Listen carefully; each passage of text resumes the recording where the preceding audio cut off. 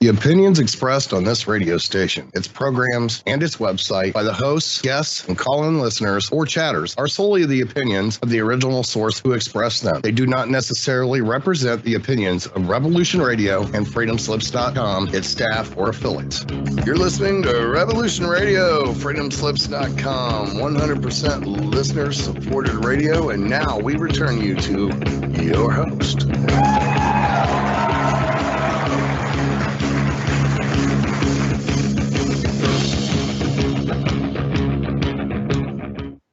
Hello, and welcome back to Dave and Mackie Shiny Sellout Show on Revolution Radio on Freedom Slips.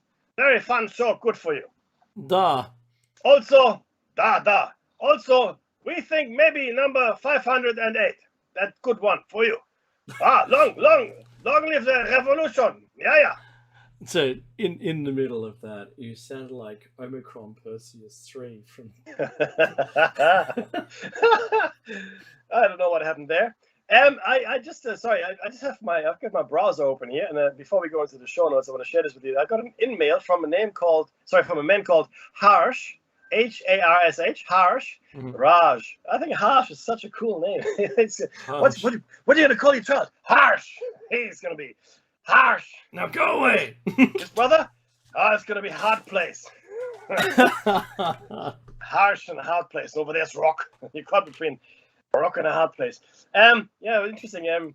We really have to worry about what we call, especially when you get multicultural scenarios, when people come from countries into other countries and they call their children certain things. There's a child here that went to school with my nephews, and his first name was Apuf.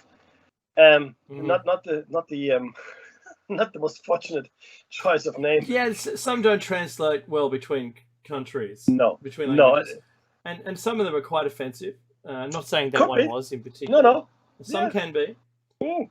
Yeah, and it's No, but it's a thing, right? Anyway, I reckon 404 with a middle name of Error would be great. Have it tattooed on your forehead. Yeah. Get a lifetime supply of I don't know what. No, I've got. I couldn't possibly fit that on my forehead, Mackie, with the word wood duck already there. Oy vey. Now we are talking about the hypothesis, meaning this is the show cycle that is meant to bring it all together, which it has so far. Mm-hmm. And I want to. Where do you think? Here we go. Where do you think we are? Okay, so where I left off when I was trying to do the show, we had the technical difficulties. I put it on, it's page 36, but where the next words were, it is possible that some of their scientific breakthroughs may represent recovered or found ancient tech. Perfect. That's good. We've gone beyond that. Oh. Yes, that's all goodness. Where are we at now? So that's good. So what we can do now? I texted Mackie during the break and said where we're at. I never thought we'd discuss it on air. But that's great. Well, I think it shows the secret sauce, right? Yeah, I like transparency, to be honest with you. Yeah, that's right. So I think we can go straight to the tinfoil hat zone. I did cover it, but now that we're both here, I think there's more that we can do together. So you got 2.5 pages done. That's really great. No, actually, I went down to So Who Knew, right? But that's good. A couple pages further. No, but I think we start with the tinfoil hat zone because it's a good lead-in, and we're both here, and we're going to be here for the foreseeable future. There won't be any more, hopefully, technical difficulties. But so just a quick recap. We discussed a raft of different things here, right? Yeah. And one thing that came clear to us here, Dave and myself, is that there is a parasitic class that is controlling our society. And this parasitic class is made up of individuals which probably haven't changed over a long period of time. Now, yes, there have been children and the dynasties and all that, sure enough, but I believe very strongly that the chief parasites, as it were, are the same as they have always been. And beyond them, beyond the parasites, is the great adversary, or the great adversaries, right, that actually created this. I believe the parasites, as we have them here, are not the originators of this system of things, this reality, but they're here like us, but somehow they managed to escape the cycle of rebirth and amnesia, and have thus been able to build a very strong power base. In fact, to the point where they became institutionalized and are doing their best to keep us all here. So they are still here. They are still controlling our societies. These are not dynasties, though they exist as well, of course. These are the same individuals that have been around for a long, long time. We are as relevant as ants to them individually. So Dave and I and you all individually don't really matter at all, not even a little bit. As a race, though, we are their livestock, and right now, we are being used as their livestock. But think of them as true parasites rather than the shepherding or the herding kind of tenderer to the flock. I mean, the Bible is really interesting that way. We are all a flock of sheep, and the good Lord, who happens to be not the good Lord at all, is shepherding us. So that means we're his flock. Yes, and therefore we're all sheep. Yes, and that's the way they like to portray it. Now, that relationship is not true, though. That's not at all the relationship that we have with the shepherd at all. It is more of the empiric, parasitic relationship. Where the shepherd is more like the chupacabra that attaches itself to your back and sucks you dry, given half a chance. Now, and remember, this was written initially, I think, 8 or 9 years ago. Okay. So I haven't changed the text, and you have to keep that in mind. And what we said then, 8-9 years ago, right now we are approaching a critical point. Yes. Dave and I call this the awareness cascade. We believe that once we reach a certain critical number, most, if not all of us, will ascend, meaning we will escape this prison. We, as a race, are reaching critical mass. And it really seems to be purely a numbers game, at least that's what it seems to be. Yes. Hence the repeated cycles of extinction and our collective inability at large to remember any of our past high points. These mass killings are necessary to keep us here, confined to limited and dulled existence, far below our true potential. And then we had the numbers. And the numbers that we had for the population were, one was a pure Fibonacci sequence, the other one was that started with a golden ratio. So one started with the 0, the other one started with the golden ratio, but they both ended up in 2020. That's so right. So in 1960, we were meant to have 2.9 billion people. In 1985, 4.8 billion. But in 2020,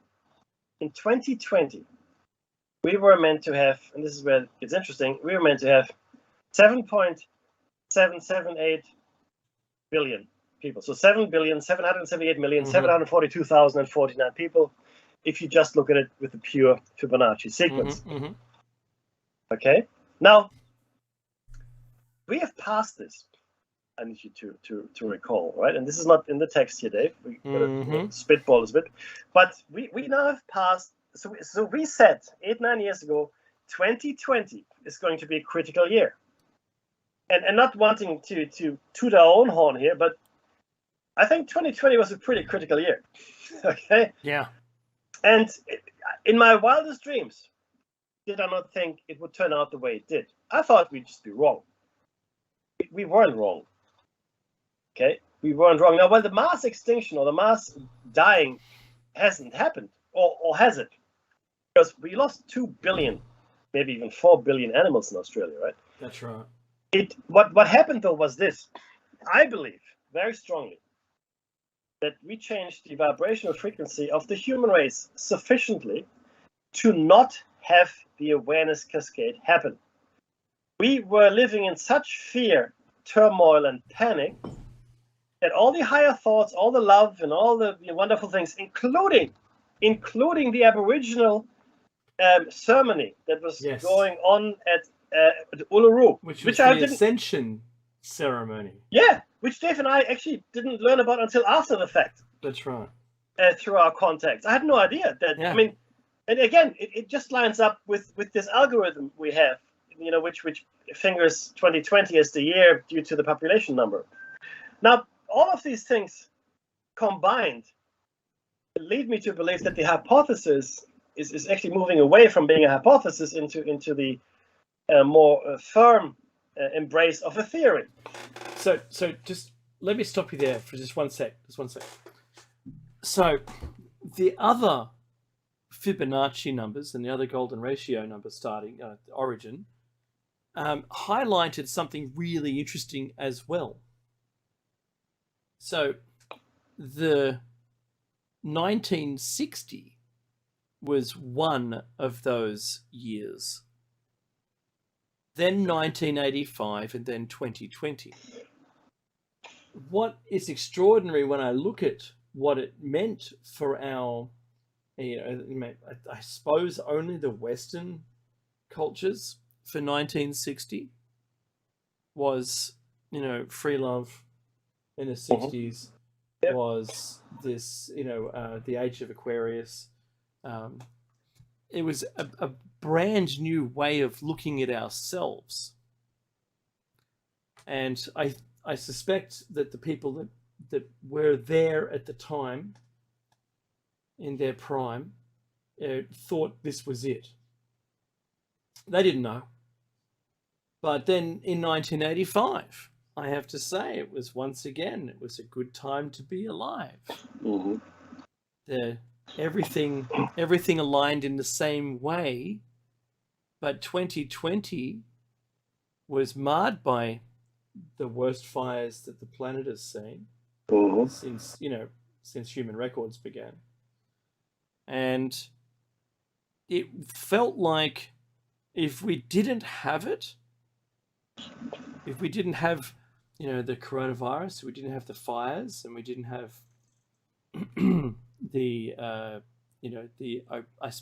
I'm gonna call it oppression, but it's not really what I'm looking for here. Mm-hmm. The controls that were required to that's a good word. Yeah. Yes, rather to that were advertised across the media across the world. If we didn't have those, then maybe we might have made it. Yeah, I agree, and again, it was, but I found it astounding though, and this is funny when you start walking down this path of investigation, research, and I guess truth finding. Mm-hmm. How things line up. Like I said, the one thing that really blew me away. I mean, forget all the things that happened in 2019 and 2020. Mm-hmm. I mean, it's significant enough, but to have the Aboriginal elders come together at Uluru for this ascension. This basically was the year they were going to do it.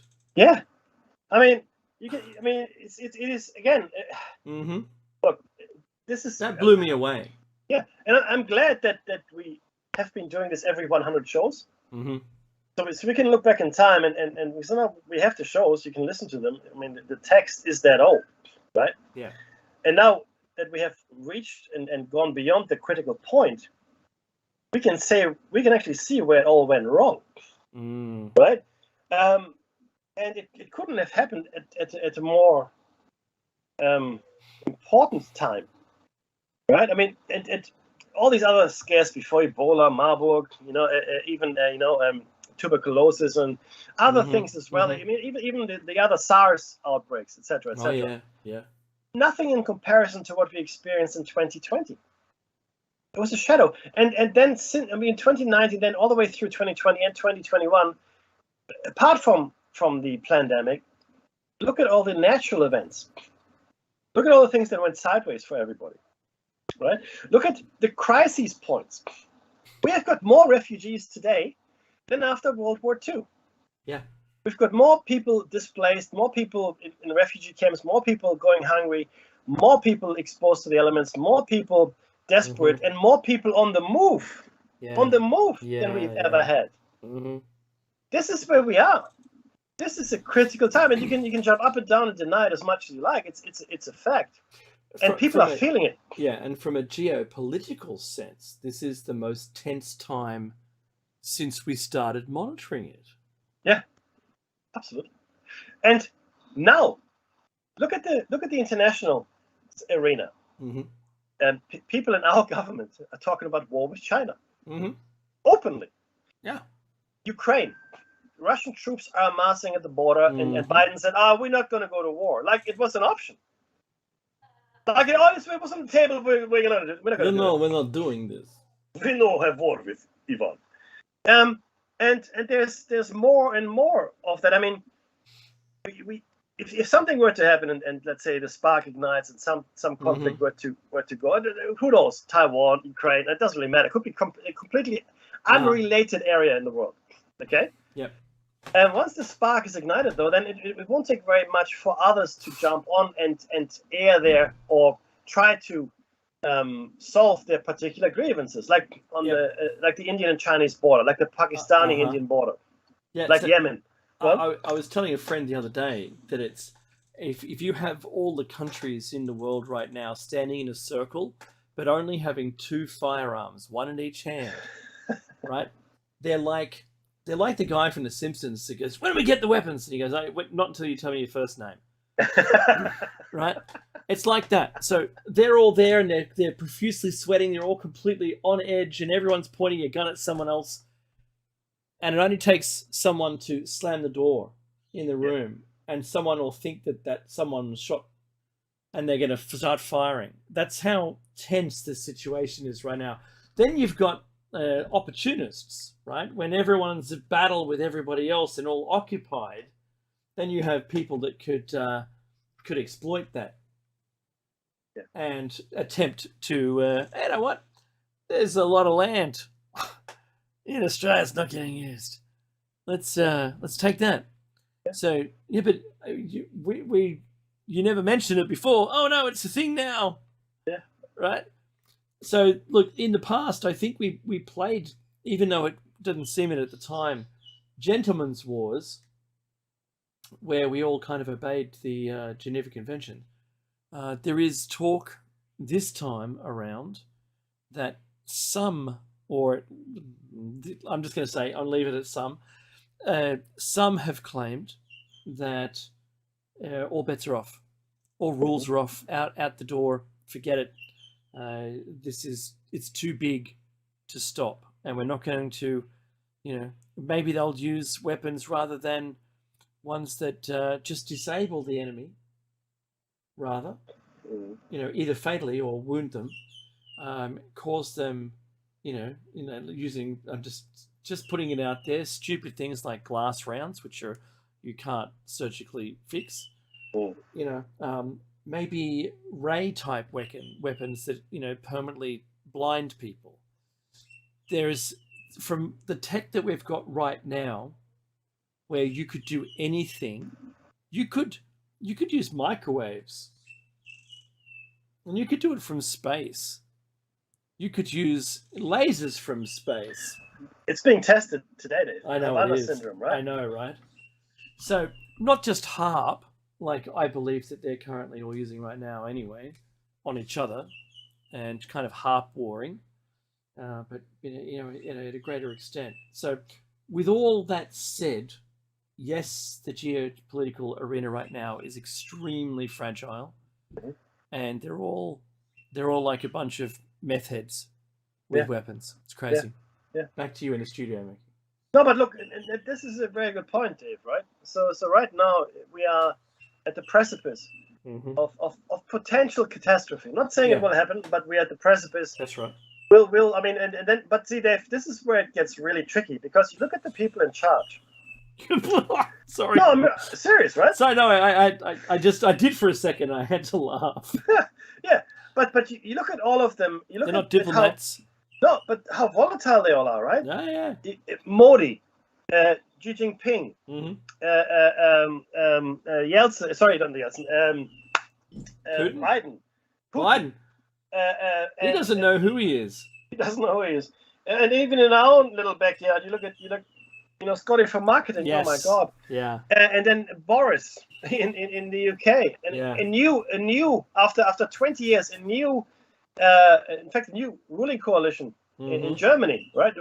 Yeah. The engine of Europe, if you will. That's right. And you look at all of this. Then you add it all up, all the other things that are happening, the unprecedented natural catastrophes, the unprecedented pandemic we're all living through. And I mean unprecedented. all of a sudden, it's all coming to a head. It's not like, oh, this is happening and then that's happening. No. This is all happening now. All of it. That's right. Now, right? Now, as conspiracy researchers, we all know, everyone listening to this and anyone who happens across it, even the young teen people, they've talked to me about, what do you think about Agenda 21? I go, I think it's underway. And they go, what about the Great Reset? Oh, that's happening right now too. Yeah. We've never seen the most significant amount of change in work environments from the technical revolution. Yeah. It's never been like this. It's a great resignation. Yes. Yes, because people go, what am I doing here? Yeah, that's right. What? The perfect time of reflection, I think, was an unexpected outcome. Yeah. Exactly. Or we're all being happy little Vegemites and all being programmed by social media. Yeah. But see, for decades. Just remember, I love the AI. Me too. Yeah. I love him more. I love him more. I said it first. No, but for decades, if not centuries, we have been indoctrinated and guided to be cogs in the machine. We have. It's just how it is. And initially, it was through ignorance. Yeah. And then it was, something else. Yeah, necessity. But it was really interesting how that all developed. And sabotage. The word sabotage is referring to the workers' wooden shoe, which was called a sabot. Sabot, yes. S-A-B-O-T, right? Mm-hmm. And the French workers would take their wooden shoe and throw it into the machine, which of course then would come to a grinding halt, and hence sabotage was born, the word itself. And there aren't any saboteurs left in that sense. We no longer are willing to throw our wooden shoes into the machine because we depend on the machine. We love the machine. We cannot live without the machine. We must nurture and cherish the machine, we are told. And our children are educated to become part of the machine. There was a really and so too does the new inventions. We will be part of the AI. Yeah. There was a very poignant scene in the movie the Snowbreaker. It was essentially this train, this perpetual train that runs around the world. And essentially the world is in the grip of an ice age, but everybody on the train is still alive. And I think it's a Snowpiercer. It's based on a comic. Snowpiercer. And what happens is, so it's the train is divided into classes. I mean, there's a whole bunch of underclass people that snuck on the train and living at the end of the train, and their children are disappearing or taken from them. They're measured and taken, and they don't know what happens to those children. But interestingly enough, what happens is that the machine, which has been running for decades now, is breaking down. The train engine is breaking down, and they can't get replacement parts. So what they do is they find these children that are just the right size to put them in the machine, to be part of the machine, to keep it running. Oh. And I thought it was a very poignant commentary. It sounds kind of like a Jules Verne-ish era. Yeah. It's the Snowpiercer, a great comic, but the movie is quite quite depressing if you watch it. What's his name? Is in it? Helmsley, one of the Helmsley brothers. No, Captain America. Okay. What's his name? Yeah. Whatever. Captain America. Yep. Yeah, he's the actor. That fellow. Anyway, Snowpiercer, now there's a TV series of the same name. But so my point though is that our children are, and as are we, part of the machine. But Dave, to get back to the text, why is it that way? Why is all this happening? Why do they try to keep us here so badly? Because wait, tell us why that is. Well, this is from when we wrote the text, and I still agree with it, that we are in fact prisoners in our own skulls, inside our own skulls, and our prisons are mobile, and most of us have no inkling that we are in fact in a prison. Our bodies are the prison. They provide the physical limitations of this experiential reality. During our dream time, that is the REM sleep, we escape this reality and wander through the actual world. This is what Mekki and I still are a proponent of this, and that many cultures believe that we dream a life and live in the dream. We liken dreaming to a prisoner's day release or walk in the yard, is probably the best way to put it. But believe it or not, this is the final. Sorry, you can read this, but I'm going to read. Yeah. Believe it or not, this is the final secret of the Freemasons, something they may have learned from the Cathars or Templars or even older mystery schools. Once you make it to the 34th degree, you will learn that the great adversary is the one or group that built this prison. The great work of the ages is our attempt to escape or turn this prison into a fit place to live. The same kind of secret tradition also exists in the East, or Asia specifically, and were handed down from master to pupil until the present day, when permission was given to more widely disseminate this dangerous knowledge, which is how I came into knowing about it as well. But go a step further. What if this universe of the prison were an illusion? What if time and space were illusions? There is no time or space.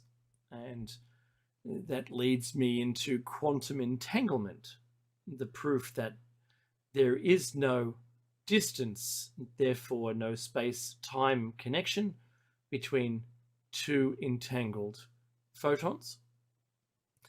So entanglement seems to indicate that the distance is an illusion, as time is motion through a given space.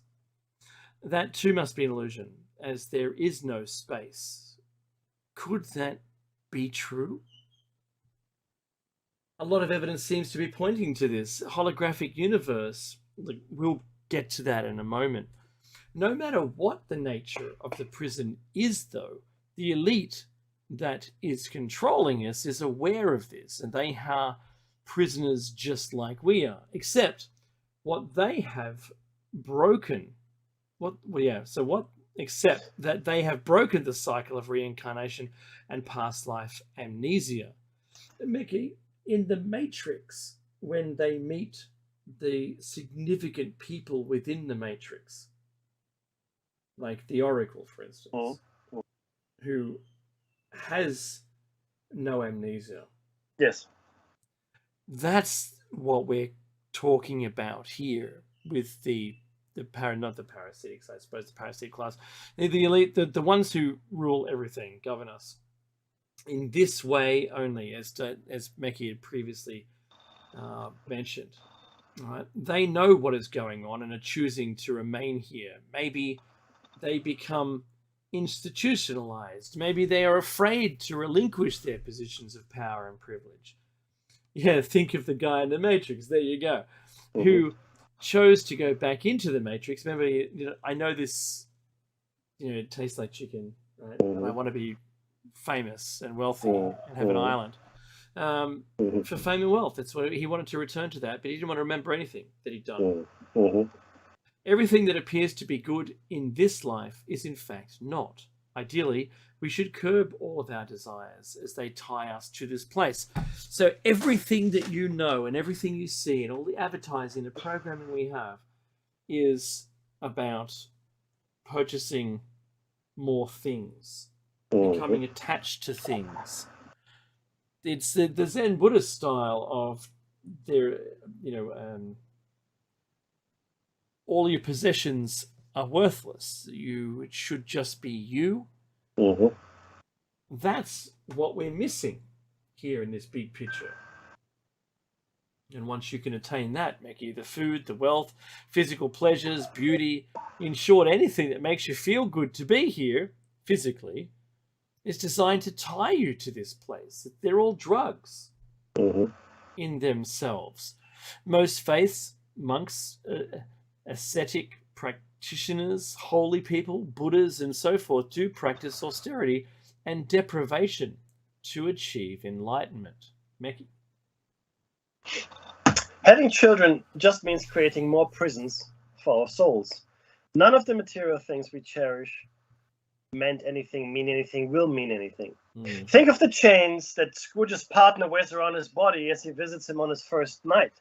He forged them during his lifetime, very timely considering, it's the season to maybe revisit A Christmas Carol. Have I ever read of Dickens's story in light of what you hear here? Because, Marlowe says, these are the chains I've forged throughout my lifetime. For himself. Right? That's right. For himself. In fact, interesting enough, in the Bible it says, and Jesus himself is meant to have said it, It is easier for a camel to pass through the eye of a needle than it is for a rich man to enter the gates of heaven. Now, a lot of the messaging, of course, was lost over 2,000 years, but some kernels remain. And this is one of them. When Jesus refers to the gates of heaven, he's referring to our true home, going home to our real existence, if you will, right? But you can't get there if you attach to this world. Impossible for you. And the Gnostics, throughout the ages, have always maintained that, right? And we'll get to the Cathars in a moment here as well. So this is really interesting and something that we need to keep in mind. And all of the sages and wise men across all cultures in the world have said the same thing. Interestingly, that was pretty much the tenet of the Cathars. Even more interestingly, the church, not yet Catholic at the time because the Luther schism hadn't happened yet, initiated a crusade against those people of the Languedoc area of France, killing most of the perceived heretics.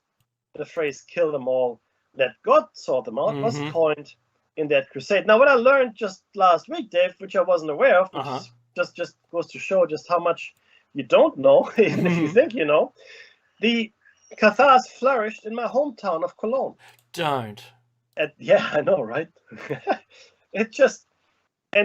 Most of the Rhine towns, or in that area, like even Bonn, but certainly Cologne, had a very strong Cathar presence, and I had no idea. So clearly, people that I grew up with may have had Cathar ancestors, and maybe there's still a Cathar undercurrent in the area. Maybe some, like, if I had known this when I lived there, I would have probably done a lot more research into the subject than I did. But again, just goes to show that all sorts of information will come at you from all directions, and you just have to see how they fit. If they fit, if they don't fit, and if they put you on a new trajectory, that's okay too, right? So then, Dave, clearly we're not the first to talk about this, right? So who knew? Who knew? Yeah, aside, but more important as they seem to have been privy to the information presented here, which ultimately led to their demise. Cathars clearly regarded themselves as good Christians, since that is exactly what they called themselves. On the surface, their basic beliefs seem unremarkable.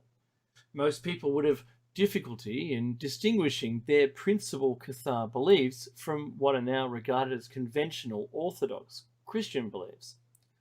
However, pursuing their fundamental beliefs to the local conclusion revealed surprising implications. For example, that Roman Catholics were mistakenly following a satanic god rather than a beneficent god worshipped by the Cathars. Like the earliest Christians, the Cathars recognized no priesthood. They did, however, distinguish between ordinary believers, that's the credentes, and a smaller inner circle of leaders initiated in secret knowledge known at the time as boni homines, bonhommes, or good men, now generally referred to as the elect or as parfates. Cathars had a church hierarchy and a number of rites and ceremonies. They believed in reincarnation and in heaven, but not in hell, as it is now normally conceived by mainstream Christians.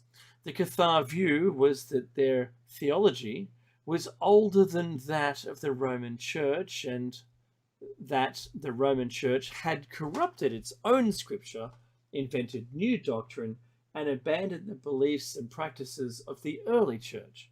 The Catholic view, of course, was exactly opposite. They imagined Catharism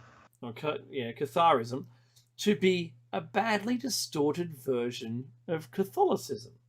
But in addition to accusing the Cathars of faulty theology, they imagined a range of abominable practices which they would have been assuming, except that, converted into propaganda, they led to the death of countless thousands through the Cathar Crusades and the Inquisition.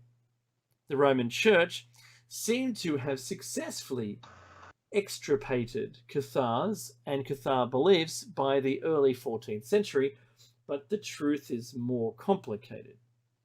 For one thing, modern historians have shown that many Catholic claims were false, while they have vindicated many Cathar claims, and there is a case that the Cathar legacy is more influential today than has been at any time over the last 700 years. Cathars are regarded as dualistic, believing in two equal and comparable transcendental principles: God, the force of good, and Satan, or the demiurge, that of evil. They held that the physical world was evil and created by the demiurge, Rex Mundi, Latin for king of the world, who encompassed all that was corporeal, chaotic, and powerful. Their understanding of God was entirely disincarnate, a being or principle of pure spirit and completely unsullied by the taint of matter. He was the God of love, order, and peace, and the physical world and the human body was the creation of evil principles, sexual abstinence. Even marriage was encouraged. Civil authority had no claim on a Cathar, since this was the rule of the physical world. The goal of the Cathar was to become perfect. That's right. Now, there's more detail, and I think we need it here as well, because we need to understand, because again, the belief system of the Cathars came from the East. Many believe out of Asia, fairly deep in Asia, because there's a lot of overlap with Buddhist beliefs. And in fact, a lot of historians call the Cathars the Buddhists of the West. Mm. So yeah, it came by East and into Bulgaria, the Bogomils, the Polakans, etc., and finally landing in the Languedoc area in the form of Catharism. But again, it is also very closely aligned with the Gnostic teachings and the Codex of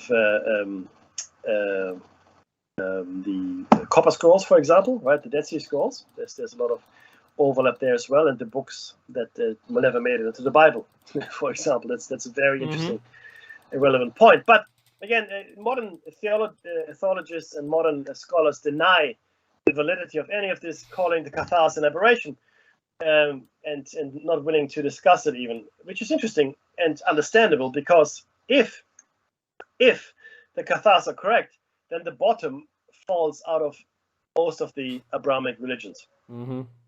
The Judaism, Islam, as well as Christianity, as we understand it today, wouldn't really have a leg to stand on. And that's why we see this massive opposition, if you will, to this kind of belief system. In fact, everything we've just spoken about would make us heretics. Oh, yeah.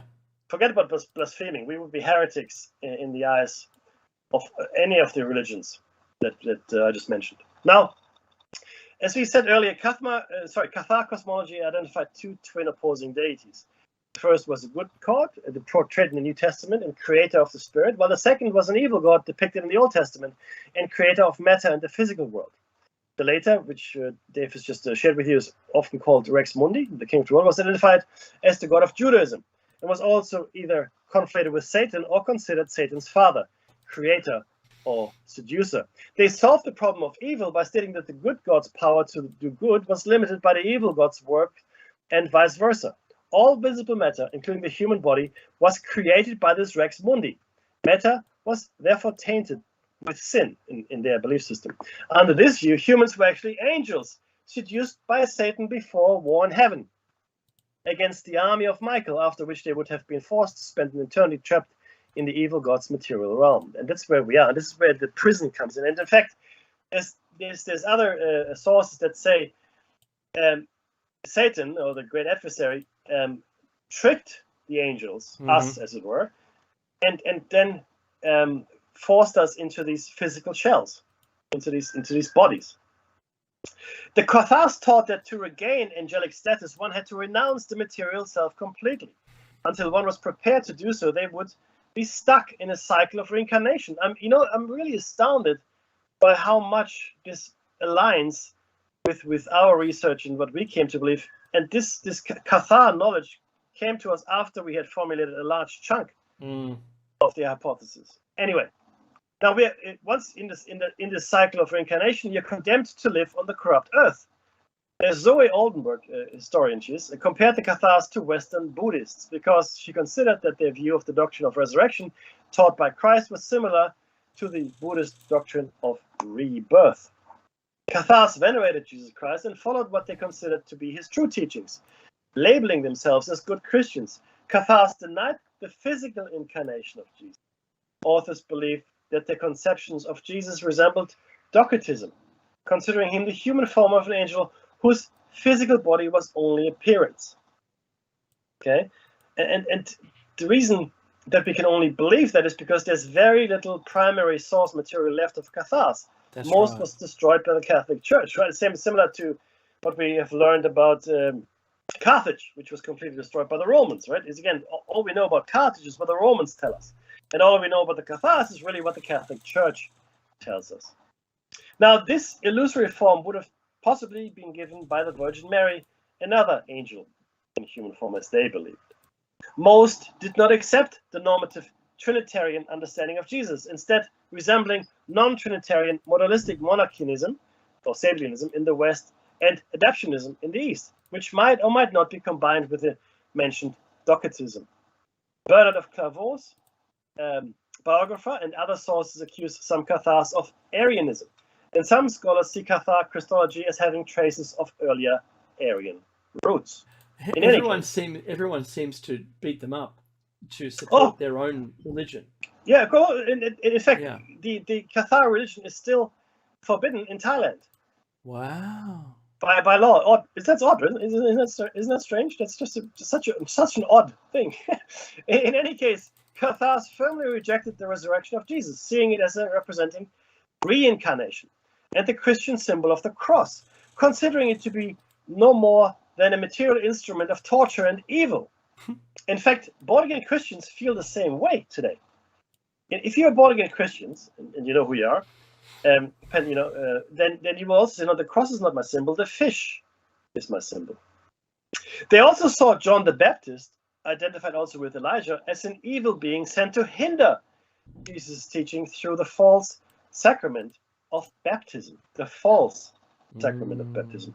However, those beliefs were far from unanimous. Some Cathar communities believed in a mitigated dualism similar to their Bogomil predecessors, stating that the evil god Satan had previously been the true God's servant before rebelling against him. Others, like a majority, given the influence reflected on the Book of the Two Principles, believed in an absolute dualism, where the two gods were twin entities of the same power and importance. So rather than Satan being a servant, I guess this is similar to the Christian story of the fall, where Lucifer, literally the bringer of light, was one of the angels of God, and then God was displeased with him and he fell. This is the great fall.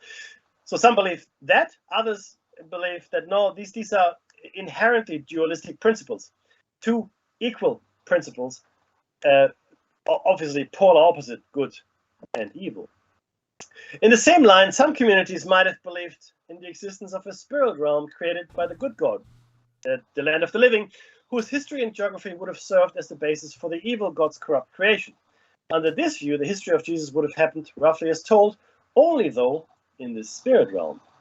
The physical Jesus from the material world would have been evil, a false Messiah, and the lustful lover of the material Mary Magdalene. However, the true Jesus would have influenced the physical world in a way similar to the harrowing of hell, only by inhabiting the body of Paul. Cathars also possibly believed in a day of judgment that would come when the number of just equated that of angels who fell, in which the believers would ascend to the spirit realm while the sinners would be thrown to everlasting fire along with Satan. The 13th century chronicler Pierre de Vaux de Carnet recorded those views, but this was 2 centuries after the demise of the Cathars. Remember that. So people believe a lot of things here, but they can't categorically say this is what the Cathars believed and that's what they didn't believe. So whenever it says, that we believe Cathars could possibly have believed, we don't know.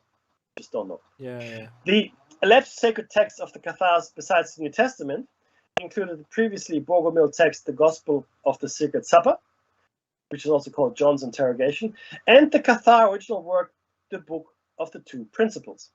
They regarded the Old Testament as written by Satan, except for a few books, which they did accept.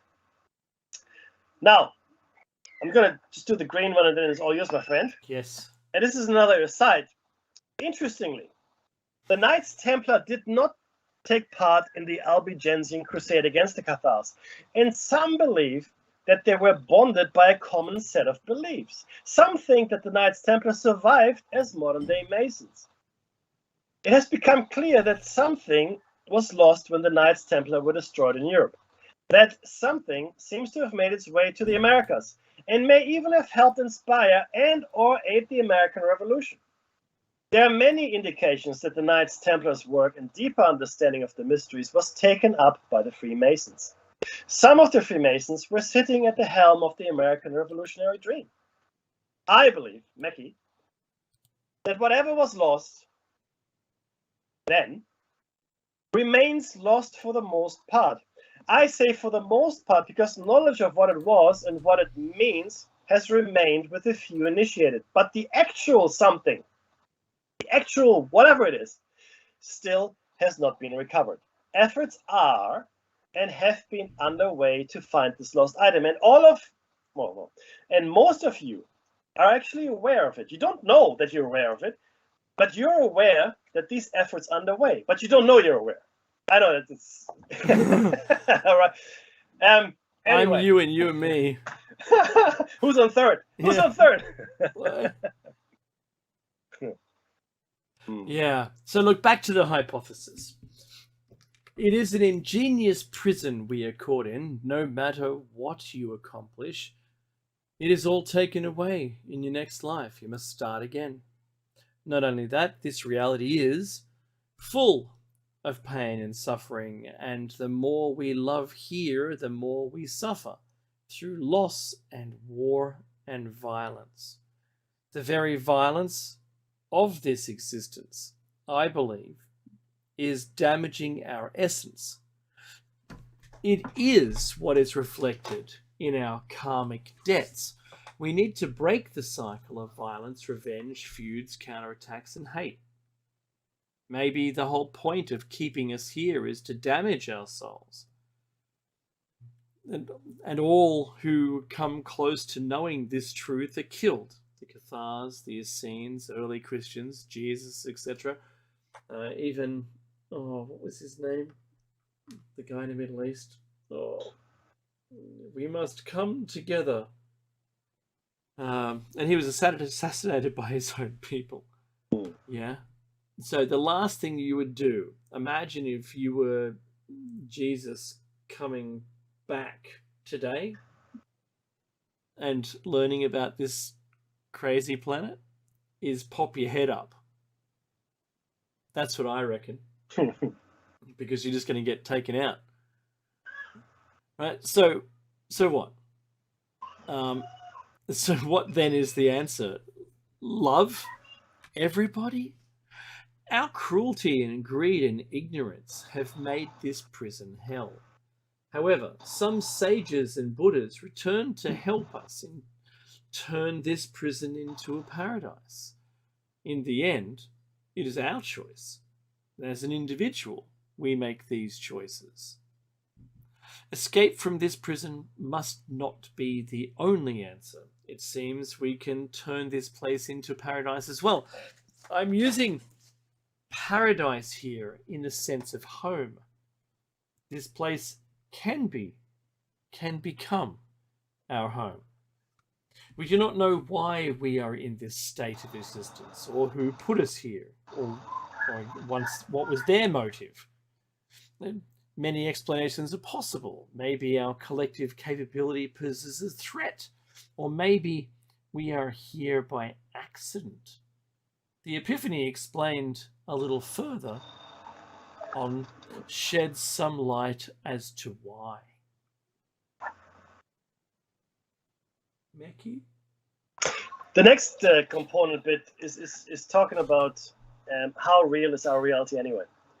Holographic states, SimCity, quantum weirdness, and objective reality. If there is such a thing. Is there such a thing? In fact, we won't have time to go through it today, but I recently, last week, when I say recently, there's a publication in Australia called New Scientist. New Scientist essentially is a reader's digest of scientific progress across the world. That's really what it is, right? So it collates it all and puts it into an easily digestible format. But it is a scientific publication. And one of the, the feature article, and I want to say it was either last week or the week before, was, is reality really there when we're not looking? That was actually what the article was called. And interestingly enough, today, there are a number of experimental sets that are being designed to really understand the answer to that question. So there are these philosophical questions you might have heard. If a tree falls in the forest and there's no one there to hear it, doesn't make a sound. Now, if these experiments are bearing out that reality really isn't there when we're not looking, and that's really the crux of it here, then no, the answer is no, there is no sound, because there's no tree that fell in the forest that isn't there because no one looked at it. It never got rendered, Mickey. It never got rendered, essentially. That's exactly right. So, and this is where we are. And well, I think, and interestingly enough, the article finishes with the paragraph, I haven't got it in front of me, but I memorized the gist of it.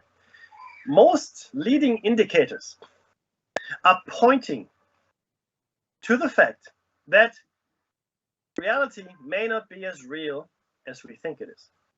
So reality used to be, whatever makes you fall in the dark, whatever makes you stumble in the dark, that's reality.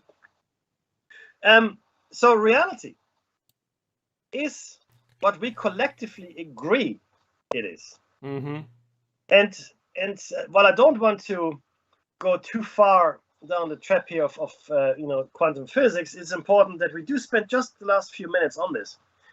There's a famous, and we've spoken about this more times than I can remember on this show, a world famous experiment, which is sort of, when I went to school in physics, and this was year 10 or 11 or 12, I can't remember, in Germany, it was sort of glossed over. We say a particle is a wave and a particle.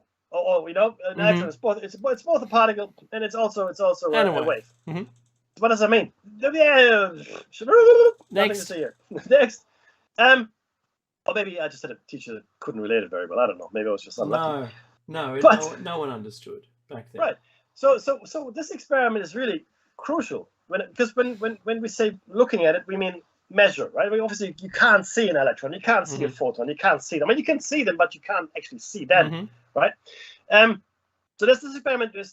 Think of a screen with two slits in it, right? It's a metal screen, doesn't really matter, and the two slits are next to each other, and behind the two slitted plate is a photosensitive screen, or a screen that can measure impact of electrons, photons, etc. Now, what they did, they were shooting, these particles at the screen, and they were measuring, where they were hitting the photosensitive screen, as it were, and they got what they expected. They got some particles would go behind one slot, and the other would go behind the other slot. There's two patterns would emerge behind the screen, because that's what you expect as you shoot a gun at two openings. Some of the bullets will go through some slit and the others through the other slit. So that's just what you expect. Perfectly normal so far. Then they turned off, or by accident left off, the measuring device. And when they looked at the result this time, it was quite different, Dave. What did they find? I don't know. We're not reading directly from the text. No reading. That's it's right. just us talking about the... Because I go, where is this? Okay, so when they weren't measuring which slot the electron was being singly fired through, then they got an interference pattern on the rear screen behind the double slits. And when they then when they turned the measuring device back on, sure enough, you just get two bands. And this perplexed and continues to perplex people today who have just written an equation to make it go away. The problem's still there, but the equation is simply a statistical analysis, which is a probability statement of where you might find it. Isn't that great? You know, you come up with a name and you write it on the little box and you put the experiment in it and then you store it on a shelf and you never have to talk about it again.